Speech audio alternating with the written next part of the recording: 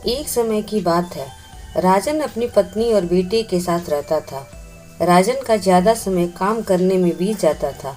वह रात को देरी से आता था और सुबह जल्दी निकल जाता था। इसीलिए उसकी और उसकी बेटे की मुलाकात मुश्किल से ही हो पाती थी।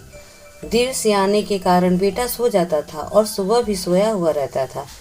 एक दिन रविवार का दिन था। उस दिन राजन को घर से ही काम करना था, इसीलिए वह सोफे में बैठकर आराम से लैपटॉप पर काम करता है। तभी उसका छोटा सा बेटा राजन के पास आकर बैठा। राजन उसकी तरफ नहीं देखता है। बेटा कहता है कि पापा, मैं आपसे एक बात पूछना चाहता था। राजन को लगता है कि उसे कुछ चाहिए होगा, इसीलिए पूछ रहा है। राजन बिना बेटे की तरफ देखे कहता है कि हाँ पूछो।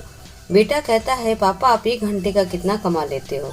राजन को गुस्सा आ जाता है। वह कहता है कि तुम्हें क्या करना है, इस बात से जरूरी तुम्हें कोई फालतू की चीज या खिलौने चाहिए, इसीलिए पैसे के बारे में पूछ रहे हो।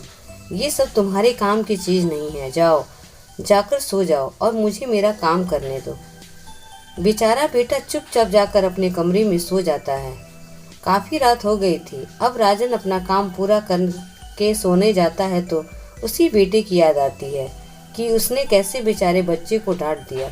शायद उसे सच में कुछ जरूरी चाहिए होगा, नहीं तो वो पैसों का क्यों पूछता है। ऐसा सोचकर राजन बच्चे के कमरे में जाता है और उसके माथे पर हाथ फेरता है। मेरा बच्चा सो गया क्या? तभी बच्चा अचानक उठ बैठा और बोला, नहीं पापा, मैं जगा हुआ हूँ। पिता बच्चे से कहते हैं कि बेटा, मैं उस वक्त व्यस्त था। अब बोलो तुम्हें कितने पैसे चाहिए। बेटा कहता है कि मुझे पैसे नहीं चाहिए, आप बस मुझे इतना बता दीजिए कि आप 1 घंटे का कितना कमा लेते हो। पिता कहता है कि मैं 1 घंटे में 100 रुपये कमाता हूँ।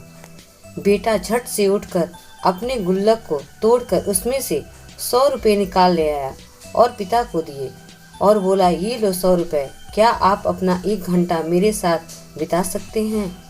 ये सुनकर पिता हैरान हो गया।